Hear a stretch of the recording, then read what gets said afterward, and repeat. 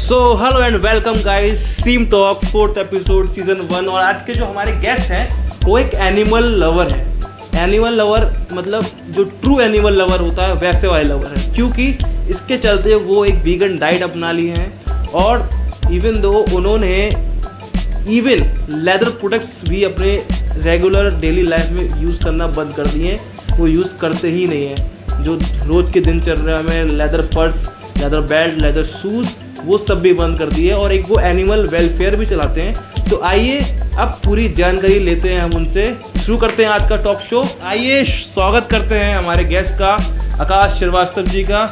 So please आकाश जी आइए बैठिए। तो आकाश जी कैसे हैं आप? बहुत बढ़िया, वेरी गुड, अच्छी बात है। तो गाइस मैं बताना चाहता हूँ, इस एपिसोड से पहले मैं गया था आकाश जी के घर ये देखने की जो वो बता रहे हैं उसमें कितनी सच्चाई है, कितनी गहराई है। तो मैं उनके घर गया था। टॉक शो के साथ साथ अब वो वीडियो देखते जाएंगे कि क्या किया हमने और कैसे किया। तो आकाश जी के जब मैं घर गया तो मैंने देखा कि वहाँ पे 2 गायें थी और वो सफाई कर रहे थे। वहाँ पे गाय की सेवा कर रहे थे, गौ सेवा कर रहे थे। गौ सेवा का मतलब यही नहीं कि बस उनको खाना देना, पानी देना। इवन आप मुझे झाड़ू लगाते हुए, गोबर उठाते हुए भी दिखे। तो इससे मुझे अंदाज़ा बैठ गया कि भाई ये ट्रू एनिमल लवर है, जैसे कि मैंने वीडियो की स्टार्टिंग में आपसे बोला था। तो आकाश जी बताइए कि ये क्या है आपका एनिमल वेलफेयर, ये कैसे चालू हुआ? इसकी शुरुआत हुई थी 2020 में। 2020 में मेरे घर के पास एक गाय का बछड़ा आया, बछिया थी, बछिया भूखी प्यासी अपनी माँ के साथ। उसका नाम कृष्णा। मैंने कृष्णा। मिलवाया था। कृष्णा से भी मैं मिला था, क्योंकि मैं पूरी स्टोरी जान चुका हूँ। उससे बस आपको बताने के लिए ये हम शो बना रहे हैं कि आप भी जाने। तो कृष्णा से आप मिले, फिर क्या हुआ? कृष्णा को कुत्तों ने नोचा हुआ था जी। बूढ़ी माँ थी उसके साथ जी। तो बस उसी का इलाज कराया। धीरे धीरे उसी में मन लगने लगा, वही काम शुरू कर दिया हमने। और आप स्क्रीन में देख सकते हैं कि कृष्णा से मैं मिला, उसके घाव अभी तक भर चुके हैं, उसके निशान है। निशान आप स्क्रीन में देख सकते हैं कि कृष्णा के घाव देख सकते हैं। आपको उसके घाव भरते भरते निशान छोड़ गए हैं, आप देख सकते हैं। तो जो पहली गाय की सेवा करी थी वो कृष्णा नाम था उसका, उससे भी मैं मिला था आज जाके।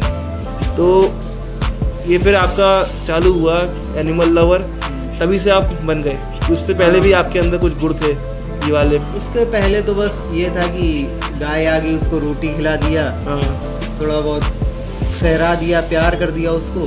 बस यही नॉर्मली लोग जो करते जो हैं, नॉर्मली मैं करता हूँ वो आप करते थे पहले। इतना कोई खास वैसा नहीं था कि मतलब इतनी इंटेंसिटी के साथ इस काम को करा जाए। और आज ये समय है कि मैं इनके घर विजिट किया। मैंने देखा कि आपके घर में भूसा होता है, भूसा चोकर सब बोरी भर के रखा हुआ है, जो ये गाय को खिलाते हैं। इनके लिए टब्स वगैरह जिसमें टब्स वगैरह उनकी। और मैंने देखा था कि बहुत सारी मेडिसिन वगैरह रखी थी आपके यहाँ। जैसे कोई घायल पशु है तो उसके उपचार के लिए जो नॉर्मल दवाओं का इस्तेमाल होता है, पेन किलर हो गया या बुखार के समय जो इस्तेमाल करी जाती है। हालांकि बाकी जो दवाएं होती हैं हम लोग डॉक्टर के रिकमेंडेशन पे ही इस्तेमाल करते हैं, लेकिन नॉर्मली अगर कोई जानवर है उसके पेन किलर वगैरह तो ये हम लोग अपने स्तर पे भी दे देते हैं। घाव भरने के लिए अगर कहीं घाव है तो घाव सूखने की जो दवा होती है, तो एंटीबायोटिक वगैरह। ये अगर कोई एक्सट्रीमली केस आ गया तो फिर हम लोग डॉक्टर के पास भी जाते हैं, डॉक्टर के साथ सलाह मशवरा करके ही आगे का इलाज हम लोग करते हैं। तो मैं तो इनके घर गया तो मैंने देखा कि 2 गाय थी, एक लंगड़ी और एक भूरी बहुत ही ज़्यादा सीधी थी। और भूरी, तब मैं गया था, भूरी को आप शायद दवा दे रहे थे, उसको कैल्शियम कमी थी।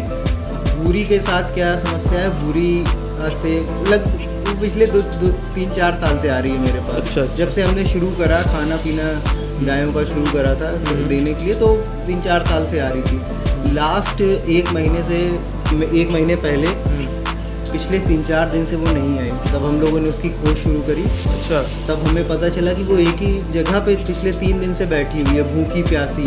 अच्छा। कोई उसकी देख रेख नहीं, कोई नहीं सुन रहा है। जिस घर के सामने बैठी है वो भी, उसको भी ज़्यादा मतलब नहीं। फिर हम लोग उसको ले करके आए, डॉक्टर से कंसल्ट करा। फिर जाके पता चला उसके शरीर में विटामिन B12 की कमी है, कैल्शियम की कमी है, उसके हड्डियों में कुछ दिक्कत हो गई है, जोड़ों में दिक्कत हो गई है। तो बस उसी का ट्रीटमेंट चल रहा है। ट्रीटमेंट धीरे धीरे अब अपना फाइनल स्टेज पे है, Very मतलब good. लगभग सही हो गई है वो गाय। बहुत अच्छा काम कर रहे हैं। आप देख सकते हैं गाइस स्क्रीन पर कि किस तरीके से आकाश जी भूरी को दवा बना रहे हैं और किस तरीके से पिला रहे हैं, एकदम एक बच्चे की तरीके। मैंने देखा बच्चा बनना पड़ता है जानवरों के साथ, बिल्कुल, बच्चों की तरह ही हमें उनकी सेवा करनी पड़ती है। बिल्कुल बिल्कुल, बहुत अच्छा काम कर रहे हैं आप। और ये आप जो वेलफेयर स्टार्ट करने की सोच रहे हैं या वेलफेयर स्टार्ट हो चुका है, उसके बारे में कुछ हमारे ऑडियंस को बताइए ताकि वो भी आपकी मदद कर सकें आगे चल के। अभी हमारा जो फ्यूचर प्लान है अच्छा। एनजीओ को लेकर के, मेरे पास गांव में थोड़ी सी ज़मीन पड़ी हुई है, अच्छा, तो वहाँ पर एक शेल्टर बनाना है। जितने भी घायल बीमार पशु, क्योंकि मेरे पास जो सबसे ज़्यादा रिस्ट्रेंट रहता है वो रहता है जगह का। ओके। गोबर होता है, क्योंकि अगर आप बड़े जानवर के साथ कुछ आपको करना है तो उसका गोबर होगा, मलमूत्र, उसका डिस्पोज के लिए मुझे सबसे ज़्यादा समस्या होती है। तो इसलिए हम लोगों ने ये आगे फ्यूचर का प्लान करा हुआ है। आगे 6-7 महीने, वो पिछले 1 साल से एक्सटेंडिंग हो रहा है क्योंकि फंड्स की थोड़ी कमी पड़ जाती है, इसलिए थोड़ा सा वो डिले हो रहा है प्रोजेक्ट। इस प्रोजेक्ट की शुरुआत जो थी वो मैंने पिछले सोचा था 1 साल पहले मैं शुरू कर दूंगा, बट वो अभी तक वो शुरू नहीं हो पाया। अभी केवल हम लोगों ने लैंड एक्वायर करी, लैंड खरीदी हुई है, उसमें अभी जो कंस्ट्रक्शन वगैरह होना है वो अभी कुछ नहीं हुआ है। मैं समझ सकता हूँ कि फंड्स, क्योंकि आप अकेले ही सब देख रहे हैं इस समय। हाँ। तो मैं अपनी ऑडियंस से ये कहना चाहता हूँ, अगर आप भी एक एनिमल लवर हैं और आप चाहते हैं आकाश जी की मदद करना, तो आप वीडियो में कमेंट करें, मैं या आकाश जी आपसे रीच आउट करेंगे और कैसे मदद करनी है हम आपको बताएंगे। उस दिन जिस गाय से हम लोग मिले थे, जो वहाँ धूप में बैठी हुई थी, जिसको मैंने दबंग, अच्छा, वो उसका निधन हो गया।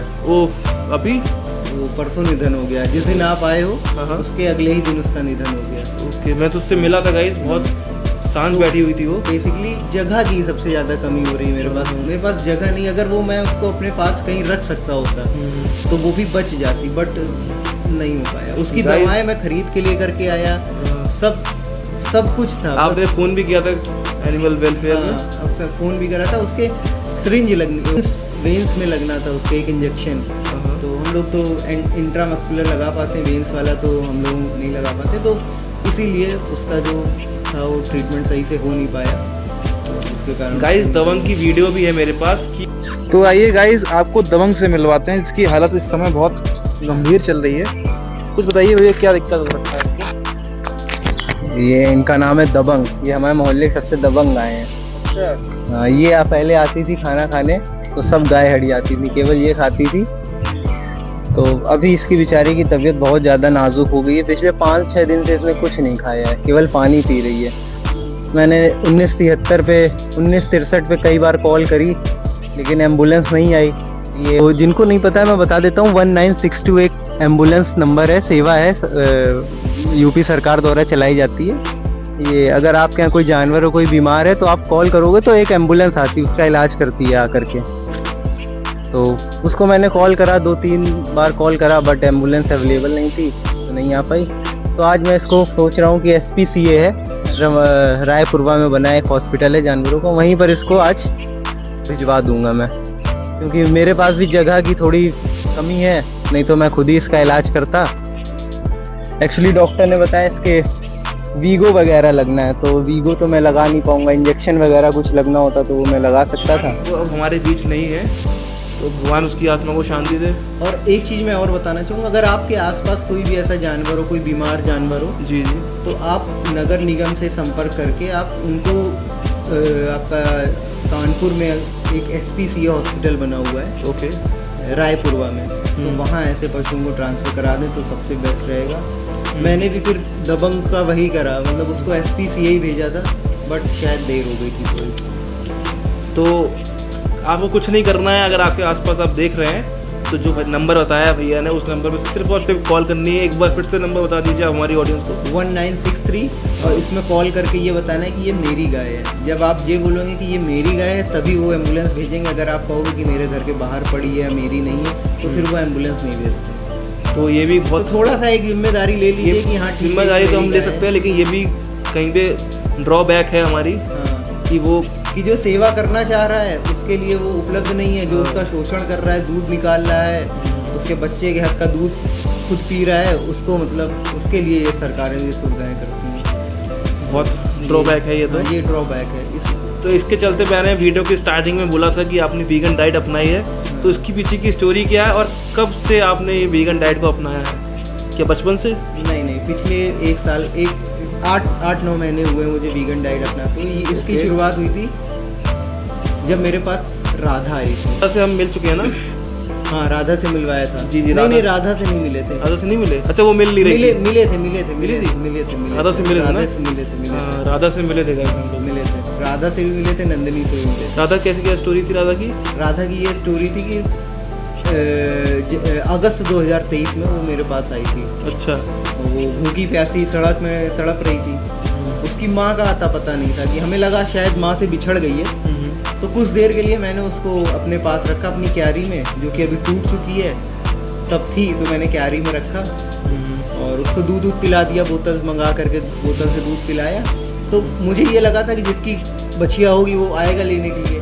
तो ना वो बछिया लेने के लिए कोई आया, तो और मैंने उसे अडॉप्ट कर लिया। फिर मैंने खुद उसको बोतल से दूध पिला के इतना बड़ा करा के आने के बाद से ये जो सेवा थी ये एक्सपोनेंशियली बढ़ गई। मतलब पहले तो ये था कि ठीक है, कभी जानवरों को खिला दिया, कभी नहीं खिलाया। फिर उसके बाद राधा के आने के बाद से ये सिलसिला 365 डेज़ का हो गया। राधा के साथ बता रहे कुछ गांठें बन गई थी।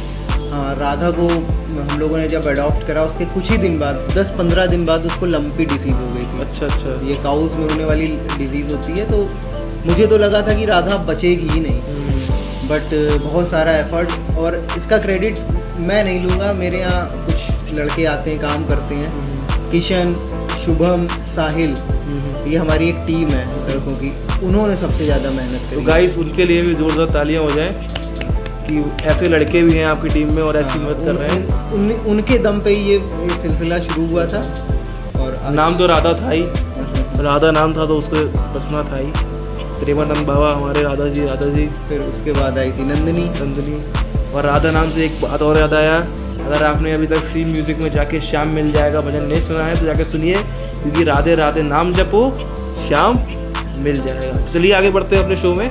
तो हमारी बात चल रही थी एनिमल वेलफेयर के बारे में, एनिमल्स के बारे में, और भैया ने अपना विज़न बताया आपको। आने वाले सालों में वो चाहते हैं कि एक शेल्टर बनाए ताकि वहाँ पे सारे एनिमल्स रह सकें, उनकी वो सेवा कर सकें, दवाई से लेकर सारा उपचार कर सकें। और भैया आप बताइए कुछ जो अभी आप सोच रहे हो या कुछ दिक्कतें आती हैं फंड्स के कारण आप नहीं कर पाते?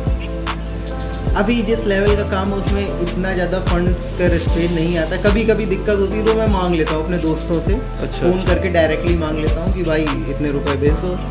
तो इतनी मदद वो मेरी अभी करते हैं। लेकिन मेन जो फंड जो सबसे ज़्यादा रिक्वायरमेंट है वो रिक्वायरमेंट है शेल्टर के कंस्ट्रक्शन में। 5 से 10 लाख रुपए। आपने कभी कोशिश करी किसी वेलफेयर से मांगने की या फिर ट्रस्ट से मांगने की? नहीं, अभी मैंने किसी से मांगने की कोशिश की। जो भी मुझे करना है या गवर्नमेंट से? नहीं, गवर्नमेंट का तो 1 रुपया नहीं चाहिए मुझे। नहीं, गवर्नमेंट का उसमें अगर आप गवर्नमेंट का पैसा ले रहे हैं तो उसके साथ 100% भ्रष्टाचार इन्वॉल्व होता है। मैंने अपनी आंखों से देखा है सरकारी फंड से चलने वाली गौशालाओं में गायों की स्थिति कितनी बुरी है। अच्छा। वो इसलिए बुरी है क्योंकि वहाँ सबको पैसा खाना है।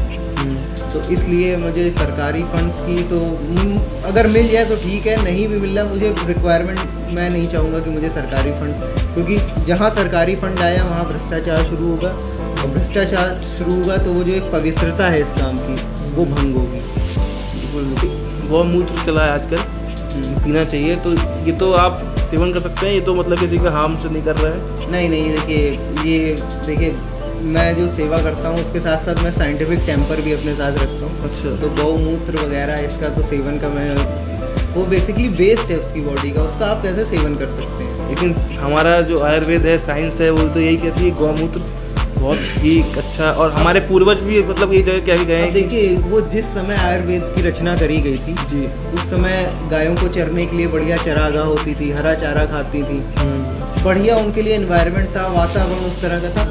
आज वो गाय पन्नियाँ खा रही हैं। पॉइंट है गाइस, सुनिएगा तो गौर से। पन्नियाँ खा रही हैं, पोल्यूशन है।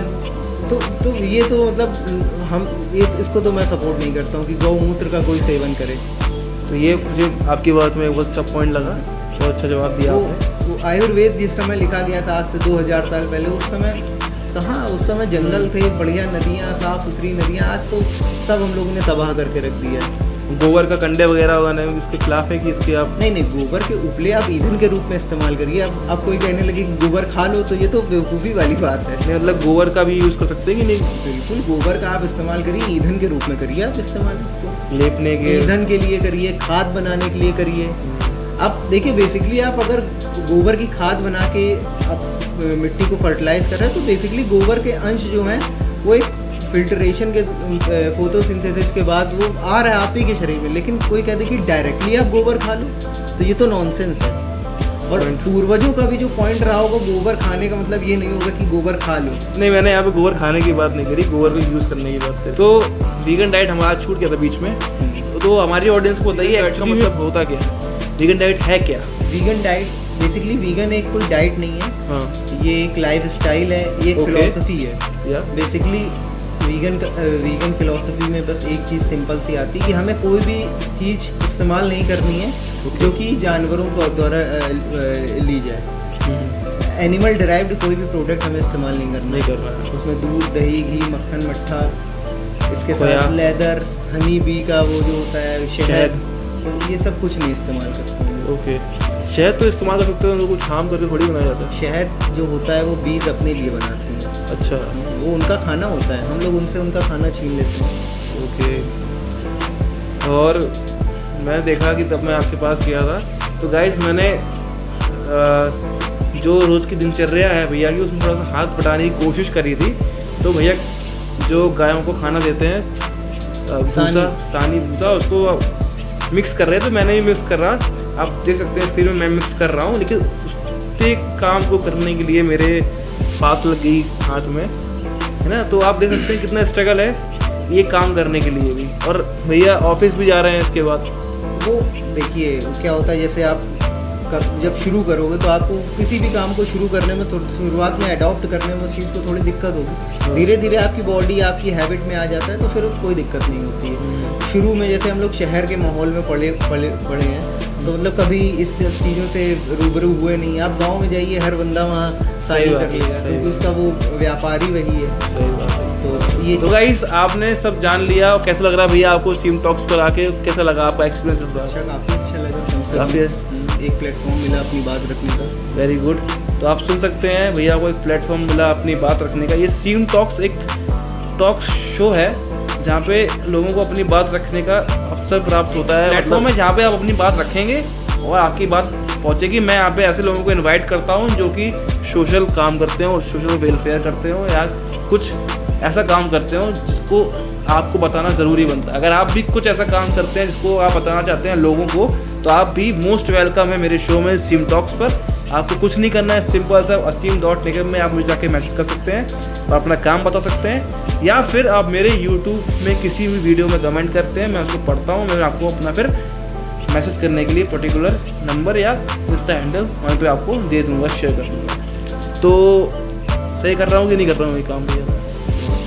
मतलब जिसको मतलब कुछ बताना है, जो आपके साथ काम कर रहा है लेकिन फंड्स के कारण नहीं कर पा रहा है, जैसे कि आप आए हैं, यहाँ पे कोई वीडियो देख रहा है बंदा जो आपकी मदद करना चाहता है, फंड्स आपको देना चाहता है ताकि आप हमारी जितनी भी गायें हैं उनको एक शेल्टर प्रोवाइड कर सकें, उनके लिए खाना पीना और अच्छी मात्रा में कर सकें, तो वो काम अब हो सकता है, चांसेस हैं। हाँ बिल्कुल, है ना। जितनी ज़्यादा से ज़्यादा लोगों तक बात पहुँचेगी उतना अच्छा होगा। बिल्कुल। तो बिल्कुल मैं चाहता हूँ कि आप अभिषेक, आकाश, तो बिल्कुल मैं चाहता हूँ कि आप आकाश जी की मदद करें, क्योंकि जब आप एक इंसान की मदद करेंगे तो वो इंसान अनगिनत जो बोल नहीं पाते उन जानवरों की मदद कर रहा है। कैसा लगा आपको आज का एपिसोड गाइस? बिल्कुल बताइएगा और कमेंट्स सेक्शन में बताइएगा कि आप आकाश जी के साथ हैं कि नहीं। इवन अगर आपके पास फंड नहीं है तो आप बस कमेंट में बोलिए कि आई एम विथ आकाश, क्योंकि वो एक ऐसा काम कर रहे हैं कि एक कमेंट में ही आपको कम से कम उनको एक मोटिवेशन, तो मैं चाहता हूँ कि इसके एपिसोड के बाद उनको एक तब वो कमेंट पढ़े, वीडियो देखे तो इनको मोटिवेशन मिले। सो हेलो गाइस, भैया कुछ कहना चाहते हैं आपसे एंड में, तो चलिए जानते हैं क्या कहना चाहते हो भैया आप लोगों से। हम बस लोगों से यही अपील करना चाहूँगा कि आप अपने आसपास जो जानवर हैं, जो पशु पक्षी हैं, बस उनके लिए सेवा करते हैं, यही बहुत बड़ी बात। उनके लिए बिल्कुल। खाने की व्यवस्था करते हैं, पानी की व्यवस्था करते हैं, इतनी गर्मियाँ चल रही हैं आजकल। अगर कोई बीमार हो गया, थोड़ा बहुत उसके लिए दवा पानी की व्यवस्था करती है, बस इतना बहुत है। बिल्कुल। तो यही था आज का हमारा एपिसोड। पूरे एपिसोड में हमारा मोरल ऑफ द पॉइंट भी यही था कि आप एनिमल की सेवा करें, एनिमल्स की मदद करें। गर्मी का मौसम आ गया, अपने घर के बाहर पानी पीने की व्यवस्था कर दीजिए उनके लिए। और चलिए, आज का एपिसोड कैसा लगा आप सभी को बिल्कुल बताइए कमेंट सेक्शंस पर। और हाँ, भूलिएगा नहीं कि आई एम विथ आकाश, क्योंकि आकाश, अगर आप ऐसा कमेंट करेंगे ना तो आकाश भैया को एक मोटिवेशन मिलेगी। तो आज का एपिसोड गाइस बिल्कुल बताइएगा कमेंट सेक्शंस पर। तो चलते हैं, बाय। अब नेक्स्ट एपिसोड जल्दी आएगा, वेरी सून। बहुत अच्छा एपिसोड आएगा। अब गेम एपिसोड भी होगा, इसमें गेम भी खेलेंगे। चलिए, बाय।